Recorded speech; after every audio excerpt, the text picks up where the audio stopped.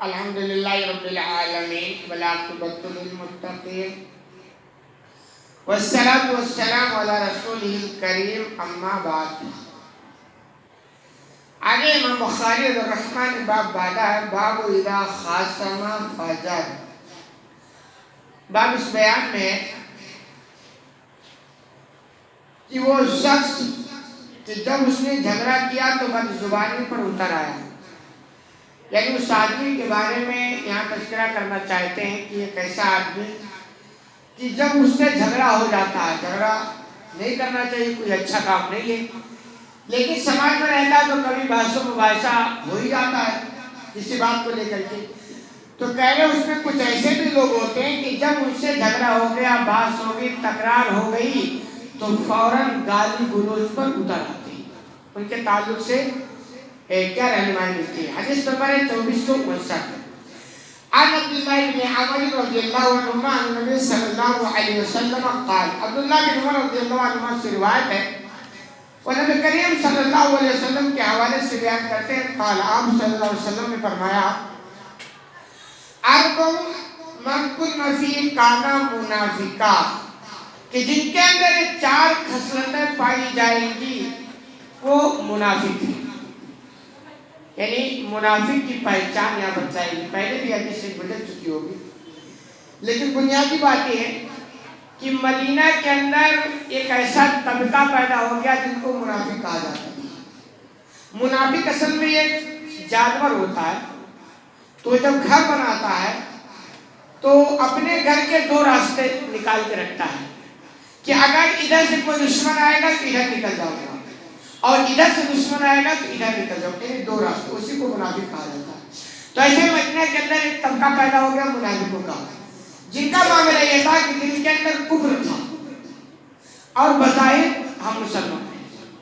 اصل میں تھا یہ کہ پہلے کھل کر کے اسلام کا دشمنی کرتے تھے، لیکن جب یہ سمجھ گئے کہ ہم کھل کر کے مسلمانوں کا کچھ بگاڑ نہیں سکتے تو انہوں نے کہا گیم کھیلو، گیم یہ کھیلو کہ ان کے محفل میں رہو تو کہا صاحب ہم بھی مسلمان ہیں، اور حقیقت میں کوئی مسلمان نہ رہو، تو مسلمان بن کر کے ان کو نقصان پہنچاؤ۔ اور آپ کو پتا ہے، آپ کو اگر پتا ہے کہ فلاں کا دشمن ہے تو آپ ہمیشہ اس سے آگاہ رہیں گے اور وہ اتنا زیادہ آپ کو نقصان نہیں پہنچا سکے گا کیونکہ آپ الگ ہیں دشمن سے۔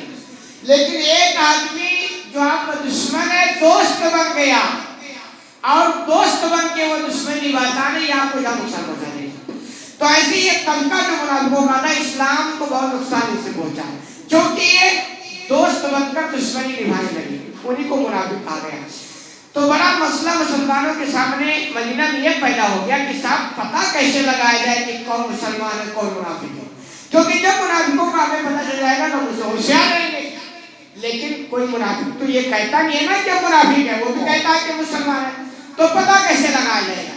تو خوب اچھی طرح سمجھ لیں، اسلام اور آپ صلی اللہ علیہ وسلم نے علامت بتائی، اور آپ صلی اللہ علیہ وسلم کے تعلق سے وما ینطق عن الہویٰ، اپنے آپ کو بولتے ہی نہیں، وہ اللہ کے مرضی کے مطابق بولتے ہیں۔ تو وہ یہ علامت اللہ کے جانب سے مسلمانوں کو دی گئی کہ جس مدینہ کے اندر جس بھی مسلمان جو دعویٰ کرتا اور اس کے اندر یہ خصلتیں پائی گئی تو آپ سمجھ لینا یہ کیا ہے، مسلمان نہیں، یہ منافق ہے۔ اور آپ نے کبھی سنا ہوگا کہ منافقوں کی پہچان بھی تھی کہ ان کے لیے عشاء اور فجر کی نماز بڑی مشکل پڑتی تھی، کہ ہوتا ہی ہے کہ دیکھو ڈپلیکیٹ کو کتنا بھی اوریجنل بنایا جائے نا وہ ایک پتہ چلی جاتا ہے، اوریجنل تو اوریجنل ہوتا ہے۔ تو جب دل کے اندر ایمان ہی نہیں ہے تو بناوٹی کتنا تم نماز پڑھ لو گے۔ ایک بار یہاں کوئی آدمی آیا تھا تو مجھے پتہ لگ گیا کہ کیوں سے آئے گی اس کے باتوں سے، کیونکہ وہ بار بار مجھے کہتا، بہت پرانی بات ہے کہ مولانا صاحب یہ نہیں آیا ایسا بھی کلمہ پڑھا کہ ہم مسلمان ہوئے، اس کے بعد یہاں آیا، یہاں کرائے پہ رہتا تھا، 2-3 دن نماز میں آیا کرتا تھا، فجر میں نہیں آتا تھا، تو بار بار مجھ سے کہتا کہ مولانا صاحب ہم مسلمان ہو گئے تو اب ہم کیا کریں، اب ہم کیا کریں، کوئی چیز بتاؤ۔ تو اصل میں اس کے کہنے کا مطلب ہو سکتا ہے کہ پاس کوئی چھپی ہوئی چیز ہو، کوئی ٹریننگ ہو جو مسلم ملک کے خلاف ہو، ایسی کوئی چیز ہو نہ، اپنے یہاں کچھ ہے ہی نہیں تو کیا بتائیں گے، 2-4 قسم اوپن ہے۔ تو بات ہوتے ہوتے میں نے ان کو کہا کہ مدینہ کے اندر ایک طبقہ تھا منافقوں کا، ان کے لیے فجر کی نماز بڑا مشکل ہوتی ہے. اب یہ بندہ فجر میں آتا نہیں تھا، تو جیسے ہی یہ جملہ مدینہ کو ایک چوکنا ہو گیا کہ یار ہم تو بنے ڈپلیکیٹ مسلمان ہیں نا، تو یہ تو ان کے پاس اتنے مضبوط علامات ہیں کہ ہم چل نہیں پائیں گے ان کے درمیان. تو ایسے ہی یہ ڈپلیکیٹ زیادہ چلتا نہیں. ایک گاڑی اب پرانی لے کر کے آؤ کباڑا، اس میں پینٹ لگا دو، نیا بجائے دکھے گی، لیکن وہ پتہ چل جائے گا کہ صاحب اس پر پینٹ لگایا گیا. تو ایسے منافقوں کا معاملہ کیا تھا؟ وہ مسلمان تھے نہیں، وہ اوپر سے اسلام کا پینٹ لگا لیے، لیکن وہ کب تک چلے گی؟ تو اللہ نے گویا نبی کے ذریعہ مسلمانوں کو بتلا دیا کہ یہ 4 خصلتیں ہیں جن کے اندر پائی جائے آپ سمجھ لینا کیوں منافق. بس آپ کو زیادہ پریشان ہونے کی ضرورت نہیں. وہ 4 خصلتیں کیا اسے نوٹ کریں. او کانت فی خصلت من اربع کانت فی خصلت من النفاق. یا 4 خصلتوں میں کوئی ایک خصلت پائی گئی تو وہ نفاق کی خصلت ہے. کہا گیا اگر 4 پائی گئی تو منافق ہے، اگر 4 میں کوئی ایک پا گئی تو نفاق کی ایک خصلت اس کے اندر پائی جا رہی ہے. وہ 4 کیا ہے؟ حتی یدا، یہاں تک کہ ان کو چھوڑ دیں. اذا حدثا کذبا. پہلی علامت بتائے گی کہ جو منافق ہوگا جب بات کرے گا نا تو جھوٹ بولنا شروع کر دے گا. یہ پہچان بتائیے. یہ مدینہ کے ان منافقوں کے بارے میں تھا جن کے بارے میں قرآن نے اعلان کیا فی الدرک الاسفل من النار. ان منافقوں کا ٹھکانہ جہنم کا سب سے نچلا طبقہ ہے. ان کے بارے میں اب یہ ان منافقوں کی علامت. لیکن افسوس ہے کہ یہ تو ان کے معاملہ تھا جن کے اندر ایمان تھا ہی نہیں. وہ اندر کافر تھے، بار بار اپنے آپ کو دنیاوی فائدہ کے لیے مسلمان کہا کرتے تھے. ان کی یہ پہچان تھی. اور یہ بیماری آج مسلمانوں کے اندر لگ گئی. مطلب آپ افسوس کریں تو کتنا کریں گے کہ ان کے اندر تو ایمان تھا ہی نہیں نا، تو وہ جھوٹ بولے چلتا ان کا. لیکن ہمارے یہاں کیا ہے، نمازی ہو، دیندار ہو، میں تو مطلب تعجب ہوتا ہے ایسے ایسے بادشاہ لوگ مطلب لمبی لمبی داڑھی سے بات کریں گے تو یار کمال کی بات ہے. یہ خصلت ان منافقوں کے بارے میں کہا گیا. اور افسوس ہے کہ آج مسلمانوں کے اندر یہ بیماری پائی جاتی ہے. مطلب اکثر بیمار بہت کم ملیں گے جو کہ صاحب میں جھوٹ سے بچتا ہوں. 100% کوئی نہیں بچ سکے گا، لیکن یہ کہ کہیں میں بچتا ہوں حتی الامکان نہیں ہوں. بہت کم آدمی مل جائے. وجہ کیا میں بتاؤں؟ حقیقت میں وہ تو 100% منافق تھے کیونکہ اندر کفر تھا، تو سچ سے ان کو لینا دینا نہیں تھا، ان کو فرار کرنا تھا. آج بھی مسلمانوں کے اندر ویسا تو نہیں، لیکن اس کا کچھ حصہ نفاق پائے گا. آپ کیسے؟ آپ دیکھیں ایک مسلمان ہے 5 وقت کی نماز نہیں پڑھتا ہے. اگر اس کو یقین ہو جائے کہ بھئی بے نمازیوں کو ٹھکانا جہنم ہے اور جہنم کی کیا حلیہ بیان کی گئی ہے، اگر یقین ہو جائے نماز چھوڑ سکتا ہے. اس کو شبہ لگا ہے، کیا پتا جہنم ہے کہ نہیں، یہ شبہ ہے. لیکن وہی مسلمان جمعہ کو آ جاتا ہے. کیوں آ جاتا ہے؟ اس کو یہ شبہ ہے کہ بھئی نماز نہیں پڑھتے لیکن یہ جمعہ والا ثواب ملے گا، تو کیا پتا آخرت میں اگر قائم ہو گئی آخرت تو کچھ کام آ جائے. یہ مسلمان آپ دیکھیں گے نا شبہ میں بنا ہوا ہے. یہ بہت اندر کی بات میں بتا رہا ہوں. وجہ کیا ہے؟ دنیا کے بارے میں یقین ہو جائے تو آدمی الرٹ ہو جاتا ہے، آخرت کے بارے میں یقین نہیں ہو رہا تو کہاں سے الرٹ ہوگا؟ یہ مسلمان آج کوئی زکات نہیں نکالتا ہے، لیکن گھر کے دروازے میں کوئی بھیک مانگنے والا آ جائے گا تو اس پر اس کو نکالنا دے گا. کیا ہو سکتا؟ وجہ یہ ہے کہ زکات کی باری آتی اتنا سار رقم نکال دیں گے، کیا پتا جنت ہے بھی کہ نہیں ہے، آخرت قائم ہوگی کہ شبہ میں بنا ہے. لیکن وہ 10-20 روپیہ نکالتا نا، وہ یہ بھی شبہ ہے کہ اگر آخرت ہو گئی کہ یہ 10-20 روپیہ تو کچھ تو کام آ جائے گا. یہ نفاق کی بیماری لگی ہے. تو ان کے یہاں تو 100% تھا. ہمارے مسلمانوں کے اندر تھوڑے بیک چل رہا ہے. یہی وجہ ہے کہ ان کے یہاں یہ صفت تھی کہ جب وہ جھوٹ بولتے، بات کرتے تو جھوٹ بولتے.